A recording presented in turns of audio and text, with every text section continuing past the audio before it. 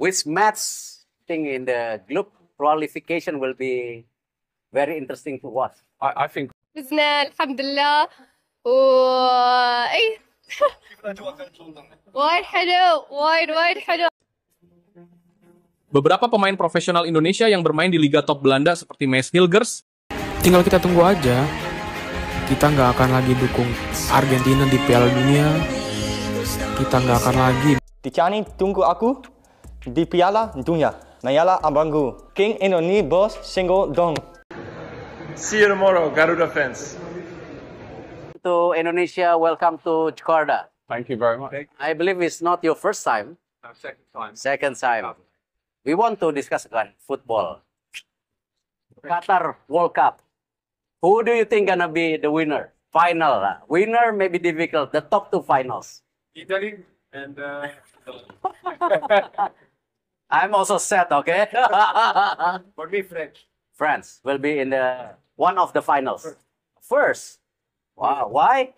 Because they have a good team, all the players with the young, a good combination. Okay. How about you? I think Brazil. But I think the outside chance is Holland.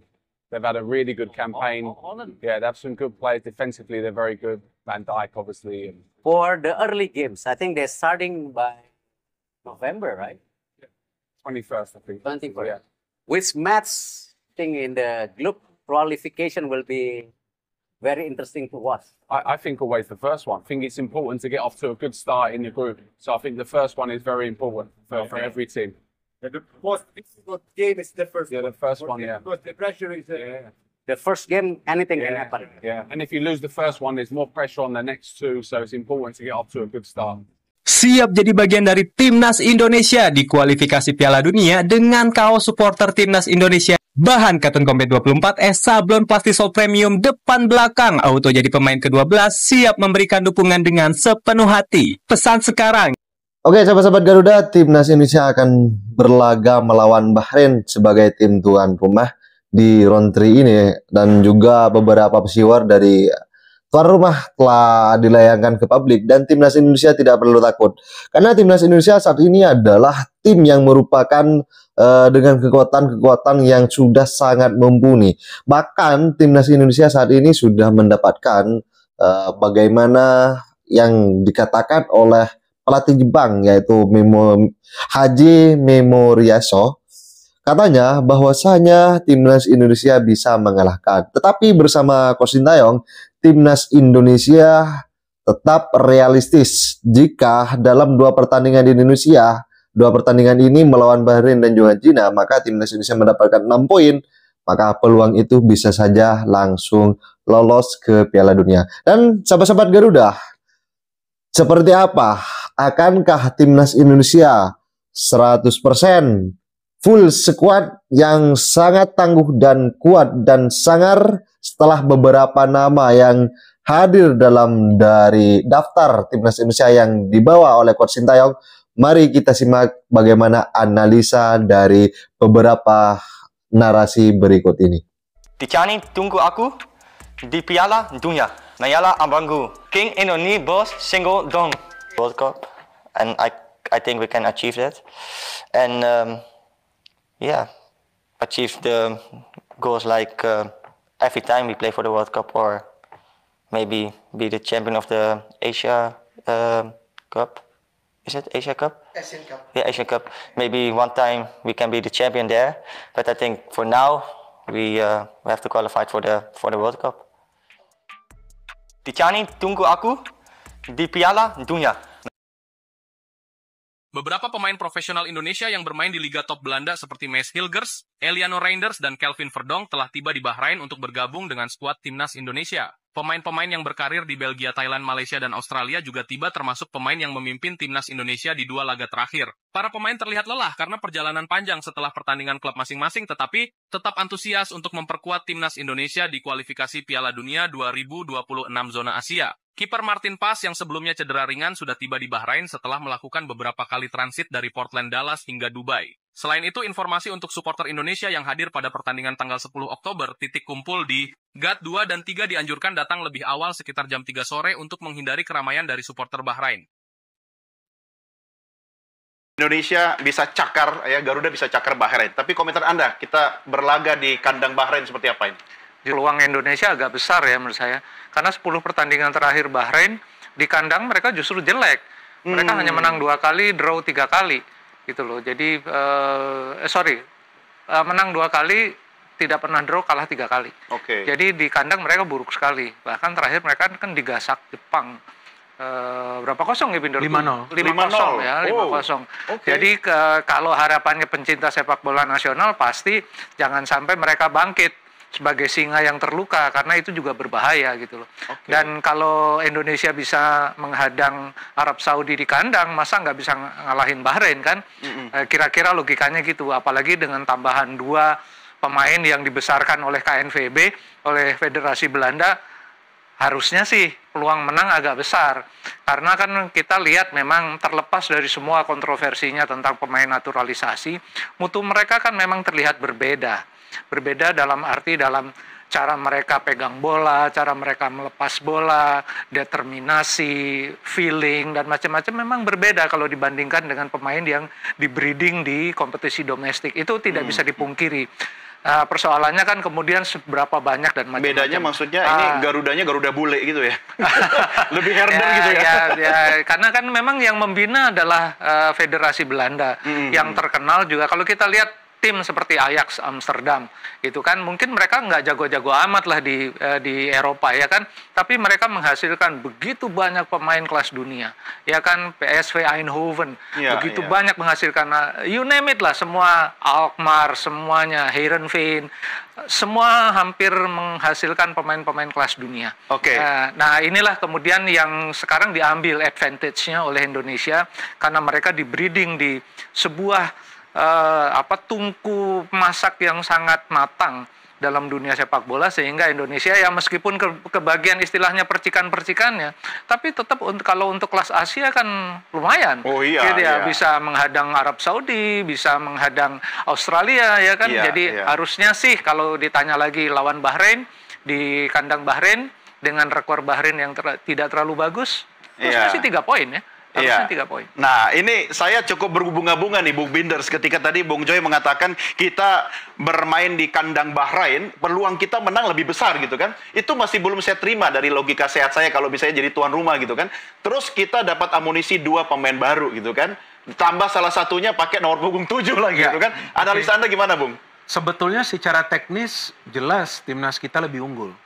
Secara teknis, karena kalau bicara materi pemain kan sekarang kan materi pemain kita adalah materi pemain yang memang mayoritas bermain di Eropa. Jadi tentu pada saat berhadapan dengan materi pemain Asia, ya biasanya memang akan lebih unggul materi pemain yang... Kalau Bahrain gaya apa dia pakai? Kalau Bahrain kan kita lihat sebetulnya, kalau yang saya lihat nih jujur, bukannya saya ingin mengejek mereka, cuman saya melihat mereka pintar bersandiwara sih. Maksudnya? Daripada main bolanya. Artinya cara mereka itu untuk meraih kemenangan itu memang ada faktor-faktor lain yang mereka pakai untuk menyulitkan tim lawan itu bermain secara normal. Karena saya nonton pertandingan mereka lawan Australia, kemudian lawan Jepang. Kebetulan kan mainnya itu sebelum Indonesia main. Dan ada yang disiarkan juga kan, di televisi kita ada yang disiarkan juga. Jadi saya nonton itu lawan Australia, pada saat mereka bisa menang, memang bagus, hebat, mereka bisa menang. Tapi total peluang mereka yang berbahaya itu cuma 2. Mereka bisa mencetak 1 gol. Australia itu belasan. Tapi para pemain Australia itu melakukan foul juga belasan. Kenapa? Disenggol gini aja udah jatuh pemain Bahrain. Ya itu kan, tadi. Padahal bukan dramanya di situ. Dramanya bukan bentuk pelanggaran yang keras. Jadi pada saat ada pemain yang sedikit-sedikit jatuh, mengulur-ulur waktu, itu kan mengganggu juga ritme pemain tim lawan, dan akhirnya wasit juga terpancing, ada pemain Australia yang mendapatkan kartu merah. Tapi lawan Jepang, hebatnya Jepang, mereka pakai trik itu juga. Tapi Jepang main dengan kecepatan, cepat banget mereka. Jadi pada strategi ulur waktu kalau Australia itu kan nggak bermain dengan speed, Australia itu mainnya possession, perlahan-lahan bangun ke depan. Lawan kita juga possession, perlahan-lahan bangun, main banyak umpan-umpan silang. Tapi Jepang itu kan cepat, kaki ke kaki cepat. Bahrain mau pakai trik itu juga nggak kepake. Nah artinya kalau dari segi materi kita sudah bagus, secara non teknis pun kita udah siap dengan hal-hal semacam ini para pemain kita. Jadi harus ngikutin Jepang gitu kira-kira Binder ya. Mainnya cepat dan para pemain kita memang punya kecepatan di sepertiga lapangan bagian penyerangan, cuma bisa nggak nanti melakukan finishing? Ini kan dalam 2 pertandingan awal hanya bisa mencetak 1 gol. Ini juga sebuah masalah. Dalam urusan mencetak gol, defense kita udah kuat. Tengah juga bagus. Tapi di depan ini bisa nggak? Kalau di depan ini dapat peluang nggak cetak gol, takutnya biasa di sepak bola itu bisa menjadi bumerang. Ya kan banyak menciptakan peluang, nggak bisa gol kan pemain juga lelah. Nah, selain juga pemain lelah, takutnya drama-drama ini, belum lagi faktor wasit. Saya lebih takut itu faktor non teknis. Iya. Apalagi kalau wasitnya asal Timur Tengah, nggak tahu tuh wasitnya siapa. Wasit udah tahu belum sih? Dengan begitu trikinya Bahrain, memang satu wasit bisa terpancing membela juga karena faktor tuan rumah. Pemain Indonesia pun bisa terpancing main tidak fokus karena satu mungkin jengkel, disenggol dikit kelepek-kelepek gitu ya. Yang kedua juga akhirnya lelah secara teknis lelah karena bola pasti terhambat kan.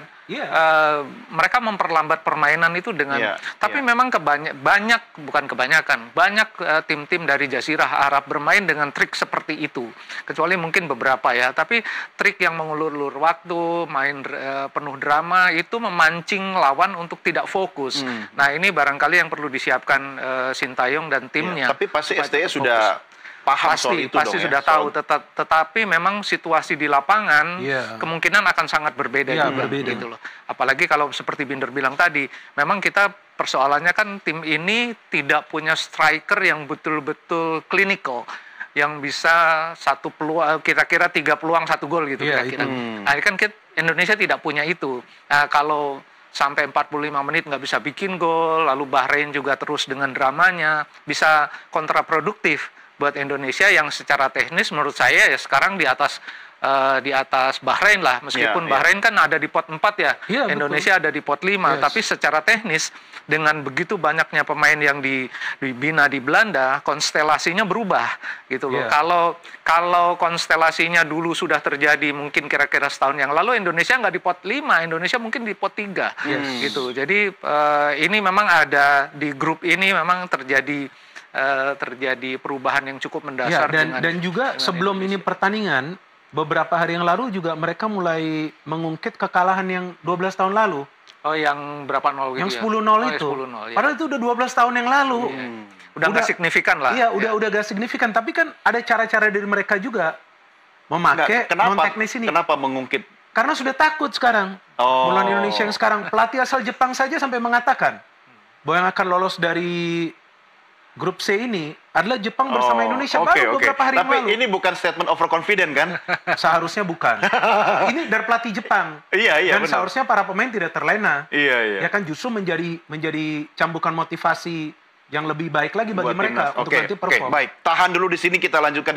فزنا الحمد لله اي كيف الاجواء كانت والله؟ وايد حلو وايد حلو حماس زحمة حال البحرين مع اليابان اي صعبة شوي صح؟ صعبة شوي. شو المطلوب يعمل منتخب البحرين؟ شو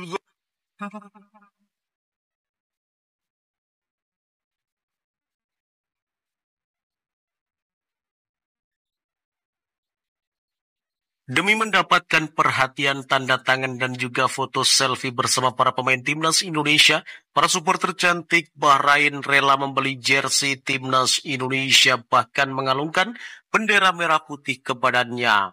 Jelang laga Timnas Indonesia versus Bahrain, pesona ketampanan para pemain Timnas Indonesia membuat para supporter cantik Bahrain terpikat. Mereka berlomba-lomba ingin berfoto bersama dan juga meminta tanda tangan dari para pemain Timnas Indonesia. Jelang laga kualifikasi Piala Dunia 2026 zona Asia yang mempertemukan antara Timnas Indonesia versus Bahrain di putaran ketiga kualifikasi Piala Dunia 2026. Atmosfer di Bahrain semakin memanas. Namun bukan hanya karena antusiasme akan pertandingan, melainkan juga karena kehadiran para pemain Timnas Indonesia yang mendadak menjadi pusat perhatian. Tak disangka ketampanan para pemain Timnas Indonesia berhasil memikat hati para supporter lokal, terutama supporter cantik dari Bahrain yang berebut untuk mendekati dan berfoto dengan para pemain Timnas Indonesia. Nama-nama seperti Marcelino Ferdinand, Hernando Adi Sutarjadi, Pratama Arhan, Nathan Rafael Struik, dan Jay Ijaz Bukan hanya menjadi sorotan di lapangan, tetapi juga menjadi idola baru di luar lapangan. Setiap kali mereka terlihat di ruang publik, baik di sekitar hotel tempat latihan maupun saat acara-acara resmi, para pemain ini selalu dikerumuni oleh supporter Bahrain yang ingin berfoto bersama atau sekedar mendapatkan tanda tangan mereka. Marcelino Ferdinand, gelandang muda berbakat yang menjadi andalan timnas Indonesia, mendapatkan banyak pujian tidak hanya karena kemampuannya mengolah bola, tetapi juga karena pesona tampannya yang membuat para penggemar wanita di Bahrain terpesona. Beberapa supporter bahkan mengaku sudah lama mengikuti karir Marcelino sejak dia mulai mencuri perhatian di level internasional. Marcelino sangat tampan dan berbakat, dia terlihat seperti selebriti, kami semua ingin berfoto dengannya, ucap seorang supporter wanita Bahrain yang beruntung bisa mendapatkan tanda tangan dari pemain muda tersebut. Tidak kalah menarik perhatian, Hernando Ari Sutaryadi yang menjaga gawang juga mendapat pujian. Penampilan tenangnya di bawah mister gawang dipadu dengan ketampanan dan pembawaannya yang ramah, membuat Hernando menjadi salah satu pemain yang paling dicari oleh para penggemar. Supporter-supporter cantik Bahrain tampak mengerumuni Hernando, berharap bisa mendapatkan momen spesial bersamanya, yakni berfoto dan juga mendapatkan tanda tangan dari Hernando Ari. Selain itu, Pratama Arhan yang dikenal dengan lemparan jauh, mematikan dan aksinya yang cemerlang di sisi kiri lapangan juga menjadi idola baru di Bahrain. Arhan seringkali menjadi incaran penggemar yang meminta foto selfie bersamanya. Bahkan beberapa di antaranya mengaku tak hanya kagum dengan permainannya di lapangan, tetapi juga gaya dan karismanya yang memikat di luar pertandingan. Nathan, Rafael Struijk, dan Jayes, dua pemain naturalisasi Indonesia yang baru bergabung dalam skuad, juga tidak luput dari perhatian. Wajah asing mereka di skuad Indonesia justru menambah daya tarik di mata para supporter wanita Bahrain.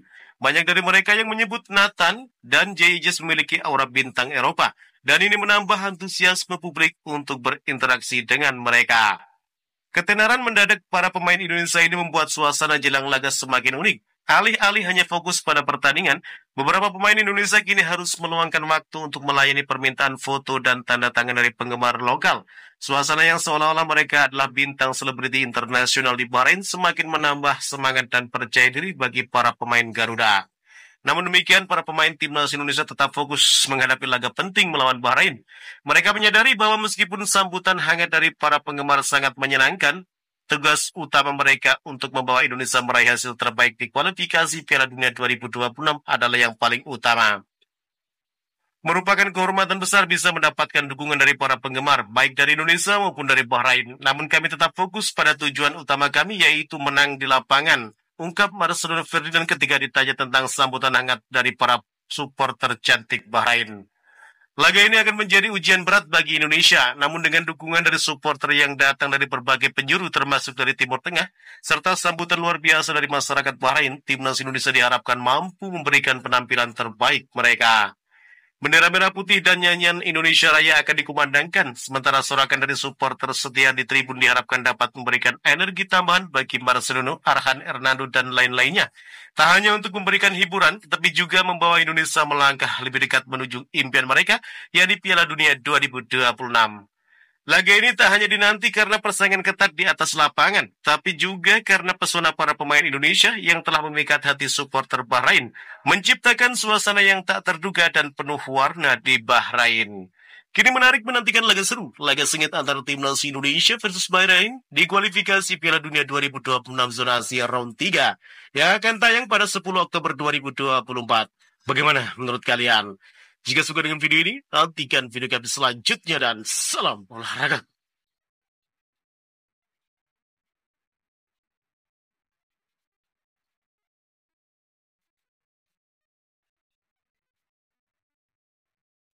Tinggal kita tunggu aja. Kita nggak akan lagi dukung Argentina di Piala Dunia. Kita nggak akan lagi dukung Prancis di Piala Dunia. Kita nggak akan lagi dukung Jerman di Piala Dunia. Tapi justru kita dukung timnas Indonesia yang akan berlaga di Piala Dunia.